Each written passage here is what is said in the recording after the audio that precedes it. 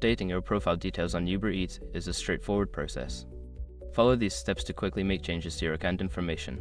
Step 1. Open the Uber Eats app. Launch the Uber Eats app on your smartphone. Ensure you are logged into your account to access your profile settings.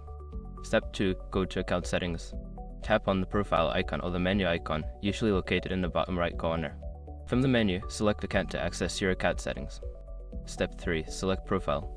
In the account settings, look for the option labeled Profile or Profile Settings. Tap on it to view your current profile details. Step 4. Edit your information.